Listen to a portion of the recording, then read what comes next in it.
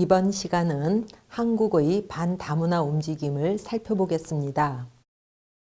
그간 정부의 사회통합사업과 예산의 대부분이, 그러니까 즉 75% 이상이 외국인 체류자의 한 15%에 불과했던 결혼이민자들 또는 다문화 가족한테 이제 집중되자 정부의 다문화 정책에 대한 오해와 혼선이 야기되고 그 반작용으로 최근 사회 일각에서는 역차별 논란과 함께 다문화 혐오증도 야기되고 있는 실정입니다.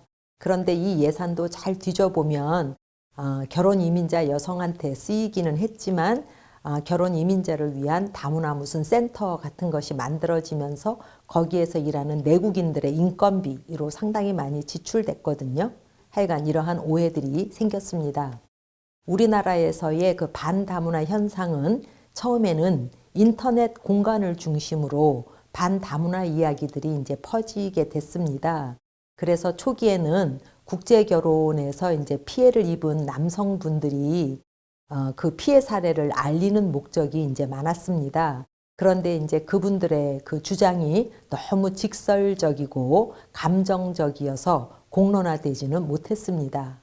그런데 이제 시간이 흘러서 나중으로 오면 한국 사회의 새로운 극으로 자신들의 정체성을 만드는 중입니다. 그래서 이제 그분들은 이주 노동자의 유입은 서민 경제의 파탄이고 다문화 정책은 국민 혈세를 낭비하는 거다라고 이제 굉장히 심한 말씀들을 하십니다.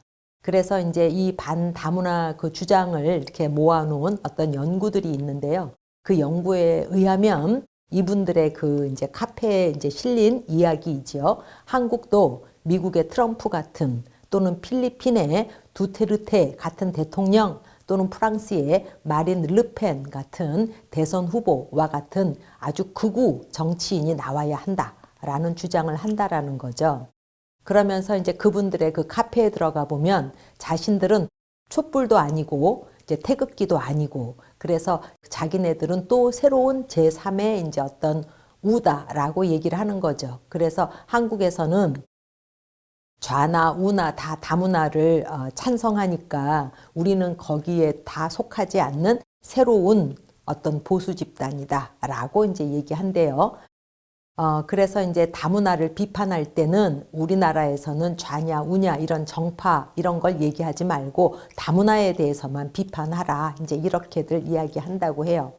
그런데 이제 이렇게 온라인 상에서 벌어지던 이분들의 이제 움직임이 드디어 이제 오프라인으로 나오면서 반다문화 어떤 시위를 한다든지 이런 것이 이제 보이기도 하는데 앞에 말씀드렸던 2010년 말 또는 11년 초에 그 유럽의 대표적인 정치인들이 이야기했던 그런 기사에 굉장히 힘을 얻고 봐라 유럽에서도 다문화주의 실패했다고 하지 않냐. 그러므로 우리가 얘기하는 것도 맞다. 이제 이러면서 굉장히 목소리에 이제 힘이 들어갔다고 합니다.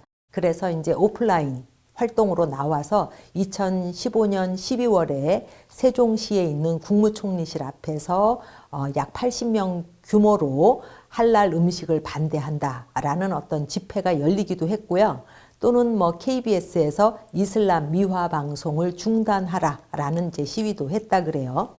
그다음에 이제 2015년이 되면 그 당시 이제 제 생각에는 박근혜 대통령 시절이었는데 이자스민 씨가 비례대표로 이제 국회의원이 되세요. 그런데 이제 물론 꾸준하게 정치 활동을 하셨던 분이 이제 비례대표로 되면 문제가 없지만 너무 갑작스럽게 이제 이분을 다문화 가족의 이제 상징으로 대표로 이제 한 것에 대해서 반대하신 분들이 많아가지고 특히 이 이자스민 의원이 어떤 법안이라든지 이런 걸 낼 때마다 굉장히 항의가 많았고 뭐 댓글도 엄청 많았고 인터넷상에 굉장히 나쁜 글들도 굉장히 많았음을 알 수 있습니다.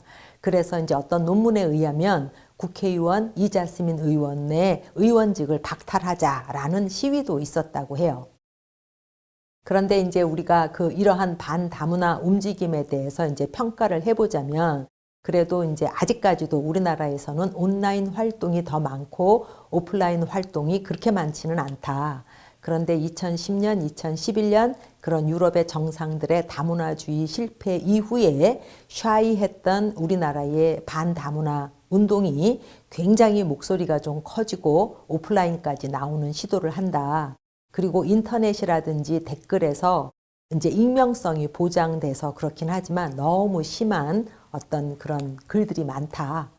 그렇게 이제 평가할 수 있죠. 그래서 이제 국회에서 이민자나 결혼 이민자 또는 그 자녀에 관련된 법률 개정안이 발의되면 SNS나 문자 메시지 등을 통해서 이걸 반대하라라는 이제 그런 것들이 막 퍼지고요.